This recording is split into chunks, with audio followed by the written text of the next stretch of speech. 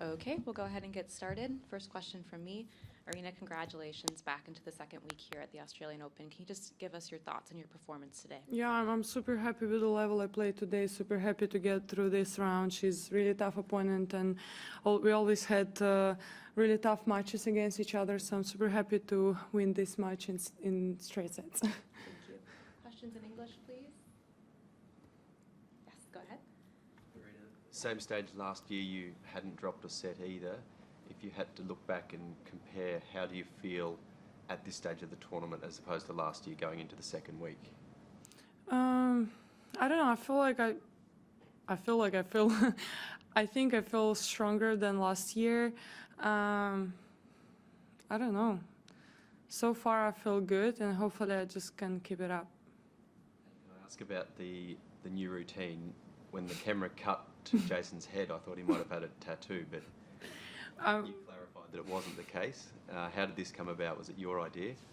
I don't know. Somehow, I decided to start drawing my signature on his head, and I did it before the first match, and now it's a routine. And every time he's not super happy that I'm gonna do that, but he's like, "Okay, anything for the win." I'm like, "Thank you." He's a good sport about it. It's a cool spot, no? Matt, did you have a question? Yeah, I did actually.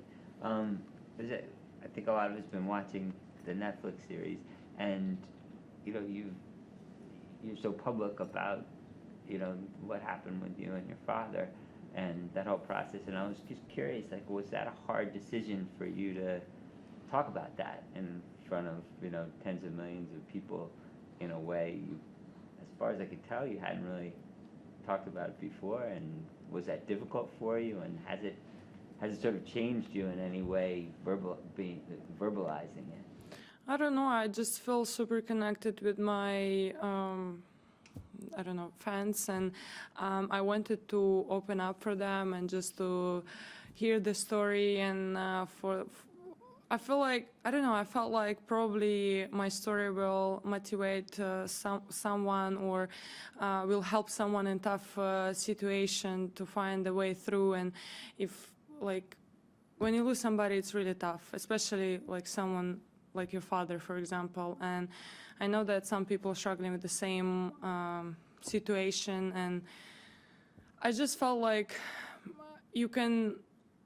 it's tough, but you can also find kind of like motivation to keep going in life and keep doing your thing just for the memory of somebody. And I really hope that my story will help somebody else in this situation, to keep going and keep doing their best. In your country, growing up, and in your culture, is it common for people to be so open with their emotions? I mean, in America, people talk about stuff. Yeah. It's very it's just part of their culture. I'm sort of curious if that was part of your culture, or. I don't know. It's depend of the person. Like some people are open, some are not. So I think I'm open person. So it's I don't know. I think even in America, it's also like some people are open, some not. It's not like the whole country is super open people and they can talk about anything. No, it's dependent on the personality, I guess. Next question, Catherine? Hi, Arena. Sorry for the change of subject here, but unless I'm wrong, I think you're the only player wearing the red Nike dress. Mm-hmm. Is that cool to kind of have your own sort of bespoke look? And is there any story behind the color choice or the style? How involved were you? I mean, yeah, you're right. I'm the only one player who's wearing a red dress, and it's not like I've been I was in how to say. I was included in part of the process, preparing the color and everything. No, they just showed me the dress I will play with, and I was like super excited to wear the only red dress. But I mean, I'm super happy. I feel so special, and I'm really thankful to Nike that they give me this opportunity to feel special. But of course, I want to have something more, like not just the different color, but it is how it is, and I'm super happy to be special. Is this the First time that's been the case? No, I think the US Open was the first one. I wear the pink dress, and now I have red dress. Any other questions in English? Matt? Can you compare where you are at this point, heading into the quarterfinals, and sort of where your head is and what you're feeling versus what you were feeling last year? I guess before you were a Grand Slam champion, and is it different in terms of how you think about the next 3 matches? I would say that I thought that I will feel differently after winning Grand Slam, but it's not different. You know, you still feel the same. You still have to bring your best tennis. You still have to fight for it, and it's exactly the same feelings like I had 1 year ago. Final English question?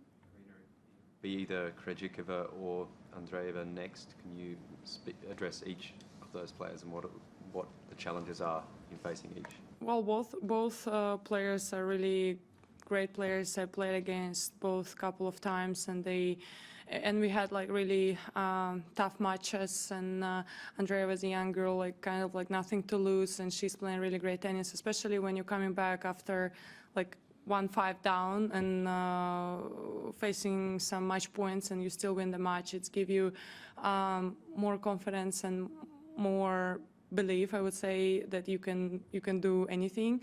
So it can be tricky, and she's moving well, hitting the ball quite clean and serving well. So she's a tough opponent. And about Barbara, we played a lot of matches. She's also playing really well. I think she's coming back after injury, so also super motivated, and always tough battles. So it's going to be great battles. Doesn't matter who I'm going to face. Wide World of Sports is your home of the Australian Open. With highlights of every match of the AO, the on-court interviews, and every day with the morning serve, you'll be ahead of the game. So click that subscribe button so you don't miss a thing this Australian Open.